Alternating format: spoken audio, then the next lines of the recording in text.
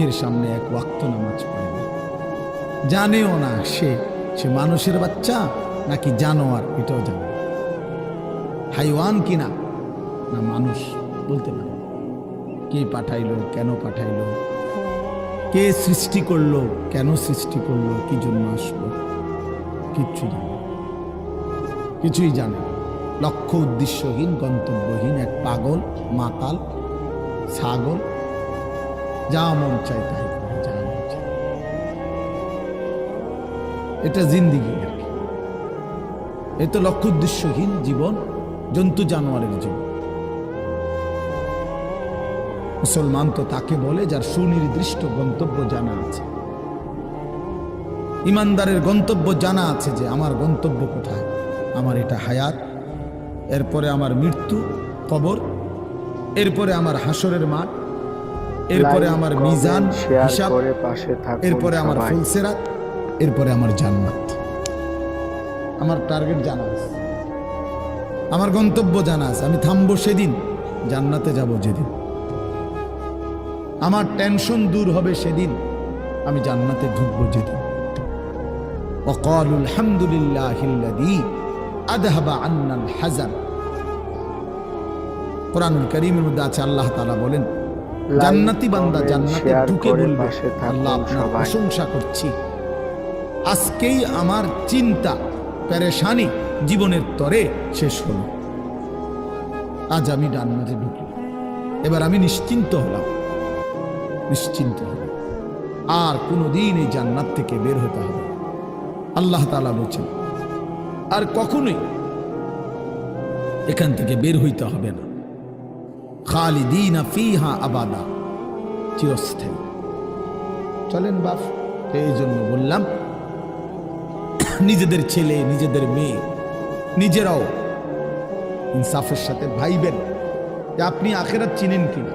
আপনার ছেলে মেয়েগুলো যেই জীবন পরিচালনা করতেছে, এতে কি মনে হয়, এতটুকু আন্দাজ করা উচিত যে আমার ছেলে আসলে আখিরাত চিনে কিনা, আমার ছেলের সামনে কোনো গন্তব্য আছে কিনা, নাকি এই মোবাইল, নারী, ছবি, জিনা, ব্যভিচার, মদ, জুয়া, নাচ, গান, উলঙ্গ দৃশ্য, হালাল হারামের কোনো বাজ বিচার নাই, পাক নাফাকের কোনো বাজ বিচার নাই, লজ্জা শরম হায়া কিচ্ছু নাই। যখন যা যা মন চায় খাইতেছে, হ্যাঁ, যা মন চায় তাই করতেছে। তো এই খামখেয়ালি জীবন, যখন যা মন চায় তাই, হালাল হারাম, জায়েজ না জায়েজের জীবন, যার পার্থক্য নাই, আল্লাহ তাআলা কোরআনে বলছে তার উদাহরণ হলো ফামাসালুহু কামাসালিল কাল, কুত্তার মতো। হ্যাঁ, কোরআন শরীফের আয়াত।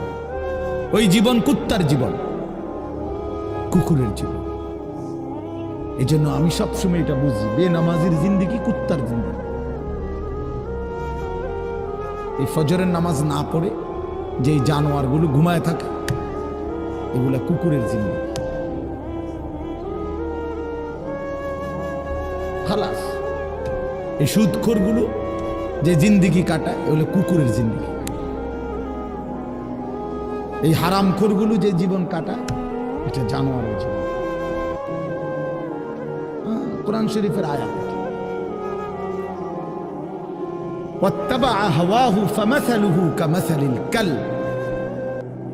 আল্লাহ বলছে মনের ইচ্ছা মতো যে চলে, আল্লাহর হুকুমের পরোয়া করে না, হালাল হারাম এর পার্থক্য যে মানে না, আল্লাহ বলছে তার উদাহরণ কামাথালিল কাল, কুত্তার মতো, কুকুরের মতো। ইন তাহমিল আলাইহি ইয়ালহাস আও তাতরুকহু ইয়ালহাস। আল্লাহ বলছে কুকুরের স্বভাব, দৌড়ানি দিলেও জিহ্বা লম্বা করে হাঁফায়, ছেড়ে দিল দাঁড়ায়া দাঁড়ায়া জিহ্বা লম্বা করে হাঁফায়, জিহ্বা লম্বা করে হাঁফায়, এমন করে। এই কুকুরের স্বভাব। পেলেও অতৃপ্ত, না পেলেও অতৃপ্ত, থাকলেও অশান্তি, না থাকলেও অশান্তি। কারণ হারাম করছে, নাফরমান যে, আল্লাহর অবাধ্য যে, পাক নাফাক, হালাল হারাম, যার কাছে সুদ আর ব্যবসা একই রকম মনে হয়, সে কি মানুষ নাকি?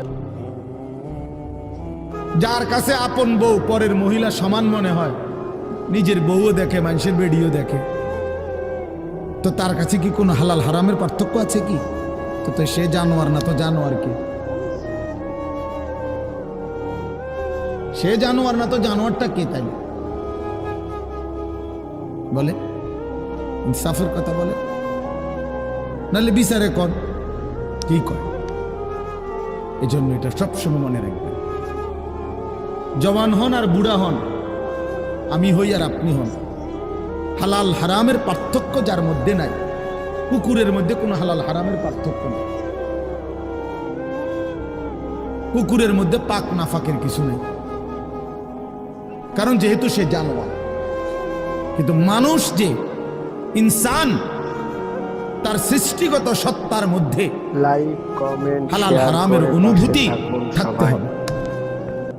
মুসলমান তাকেই বলবে যার মধ্যে জায়েজ না জায়েজের পার্থক্য আছে, হালাল হারামের অনুভূতি আছে, পাক নাফাকের অনুভূতি আছে। কোরআনুল কারীমে আল্লাহ তাআলা এটা বলছেন। এজন্য নবীজি বলছেন, আল হালালু বাইয়িন ওয়াল হারামু বাইয়িন। যেটা হালাল এটা স্পষ্ট, যেটা হারাম এটাও স্পষ্ট। নবীজি বলেন, আমি অন্ধকারে রেখে যাই নাই উম্মতকে, একটা সেকেন্ডের জন্য আমি আমার উম্মতকে আড়ালে রেখে যাই নাই, সবকিছু আমি স্পষ্ট বলেছি। হালাল গুলোও পরিষ্কার করে দিছি, হারাম যা তাও স্পষ্ট করে দিয়েছি।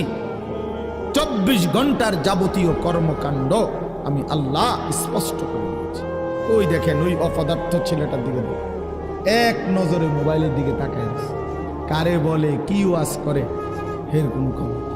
এটা ধরে রাখছে মোবাইল, এক নজর একদিকে হালাল। এবার ওয়াজ হয়, কারে বলে কি বলে, আমার এত কিছু দরকার, আমি আর আমার মোবাইল। এই জিন্দি, এই ছেলে পেলেদের আকসারের জীবন 24 ঘন্টা পৃথিবীতে তার একটাই জিনিস, সেটা হলো একটা মোবাইল। এটাই তার মা, এটাই তার বাবা, এটাই তার আত্মীয়, এটাই তার স্বজন। মোবাইলেই হাসে, মোবাইলেই কাঁদে, মোবাইলেই আবেগ, মোবাইলেই অনুভূতি, সব কিছু জীবনের মোবাইলটা। কোত্থেকে আসলো, কে বানাইলো, কে সৃষ্টি করলো, কেন পাঠাইলো, কে আমারে বানাইলো, আমি কোত্থেকে আসলাম, কেন রাত হয়, কেন দিন হয়, আমার কোনো দায়িত্ব আছে কিনা আমার আল্লাহর পক্ষ থেকে, কিচ্ছুর কোনো সামান্যতম বুঝ বুদ্ধি আকল দিমাগ কিচ্ছু। 365 দিন, এক বছরে কোনো দিন নামাজ পড়ে না, তারও কিছু মনে পড়ে না, কেউ তারে মনে করাইও দেয় না। কই তার বাপ কেডা, তার মা কি, কেউ একটু বলেও না যে কিরে বাপ, তুমি যে এক ওয়াক্ত নামাজ পড়ো না, তুমি মুসলমানের বাচ্চা হইলে কেন, তুমি মানুষের বাচ্চা হইলে কেন। তার মা একটাবার বলে না, মাই কেমন, সন্তানেই কেমন। আমার খুব আফসোস লাগে, এটা খুব আফসোস। মাঝে মাঝে মনটা চায় যে কি আসলে কি মুসলমান এত পাষাণ হইল কেন, বাপে কেমন, সন্তানেই কেমন, মাই কেমন, মেয়েটাই কেমন। কেউ পর্দা করে না, মাও বেপর্দা, মেয়েও বেপর্দা।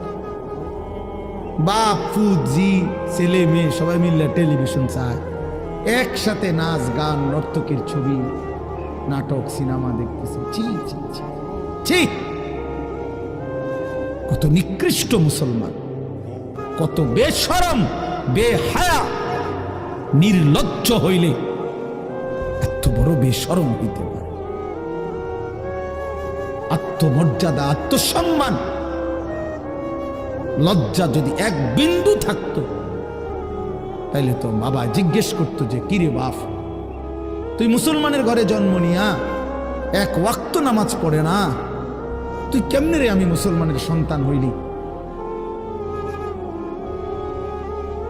তুই মুসলমানের ঘরে সন্তান হইলি কেমন।